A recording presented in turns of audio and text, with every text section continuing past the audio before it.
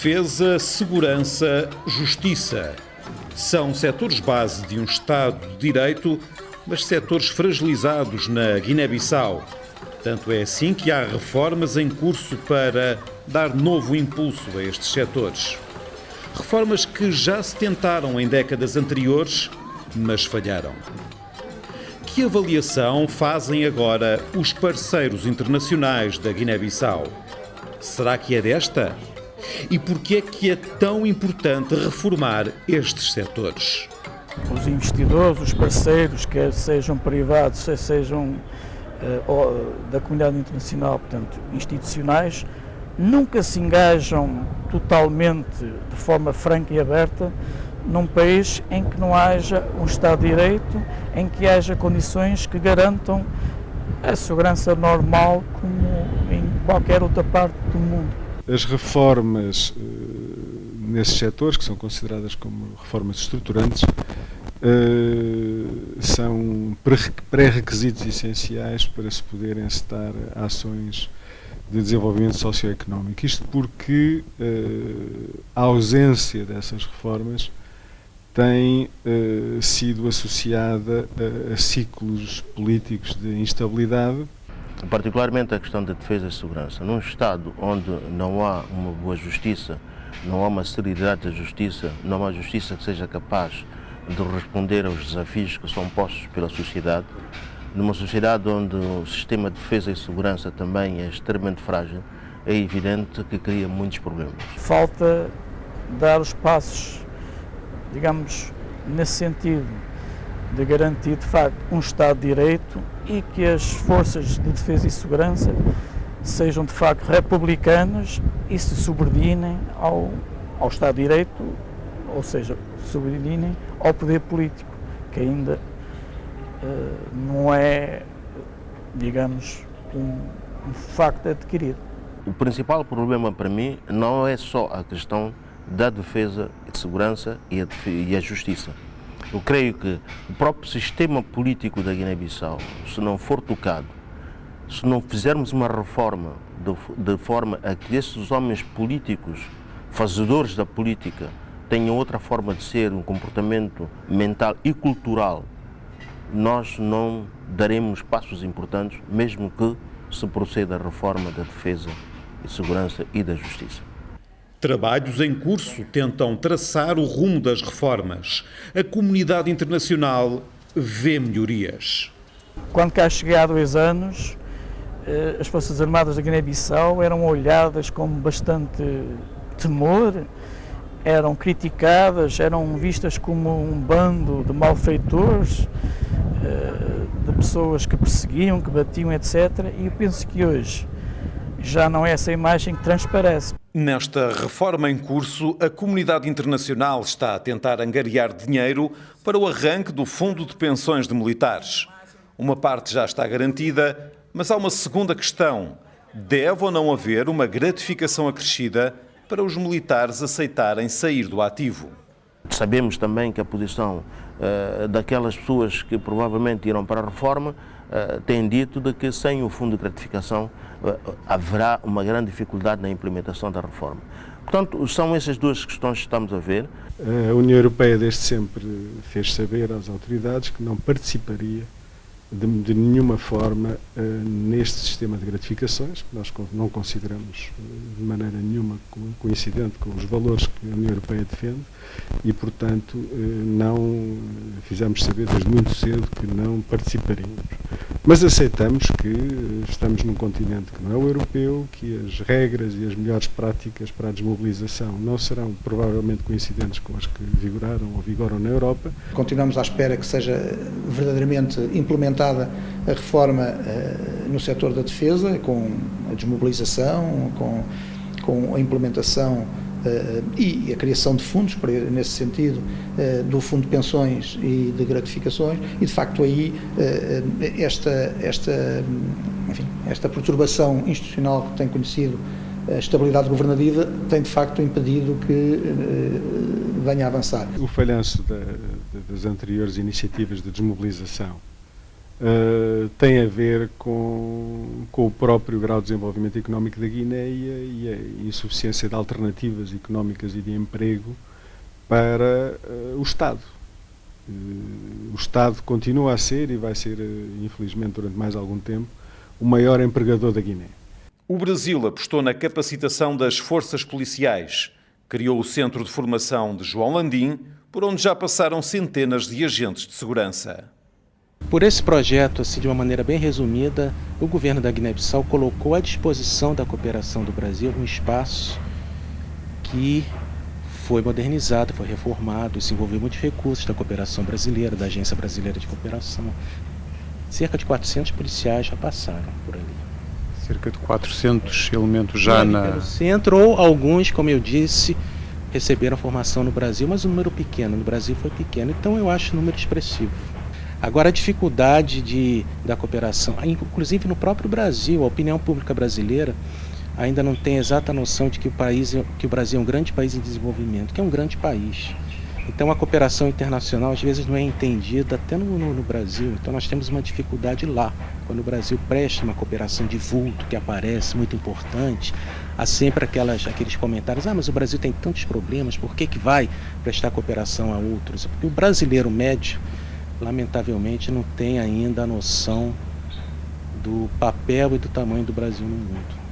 Para além de formar as forças de segurança, Portugal aposta nas áreas da justiça e cooperação técnico-militar, entre outras, para levar a bom porto as reformas no país. Portugal está a concretizar num plano bilateral identificado em conjunto com as autoridades guineenses. Nota que este trabalho está mesmo a consolidar-se para haver uma reforma, ou a Guiné-Bissau ainda pode voltar a tempos de conflito e de alguma violência?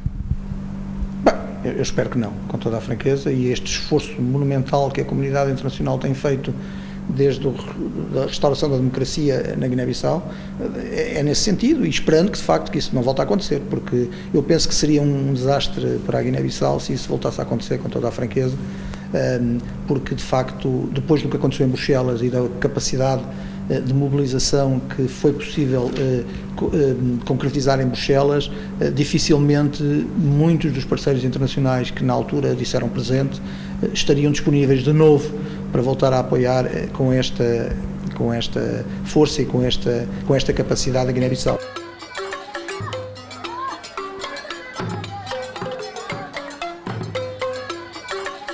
As nossas Forças Armadas sempre mudaram, mas só que os políticos, às vezes, é que fazem confundir as nossas Forças Armadas quando têm as suas preocupações, vão entrando nos quartéis, tentar introduzir na mente dos tropas, não é?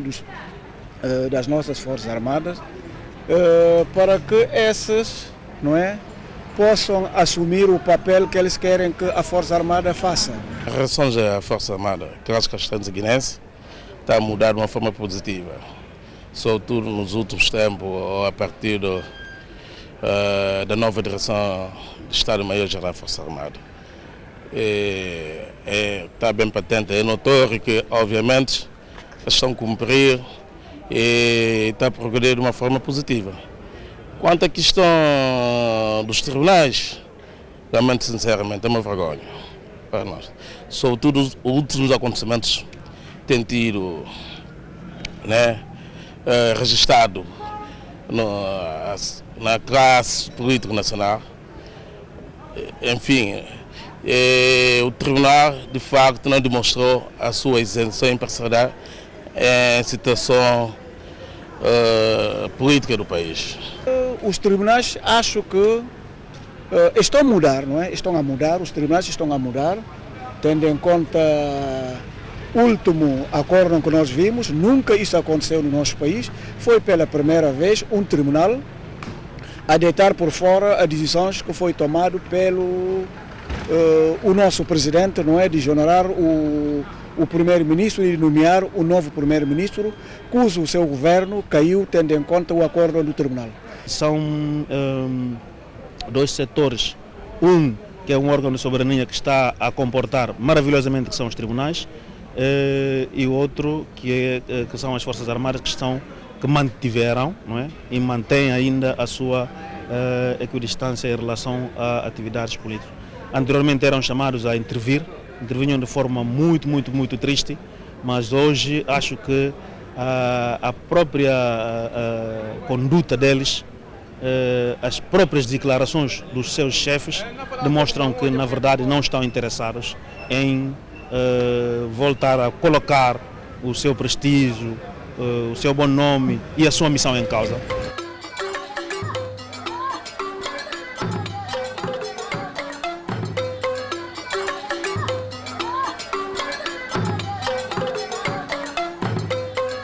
Como em todas as reformas, também na Guiné-Bissau há dificuldades para ultrapassar. As desconfianças que têm crescido ao longo de anos de instabilidade são um obstáculo recorrente. Há algumas dificuldades, desconfianças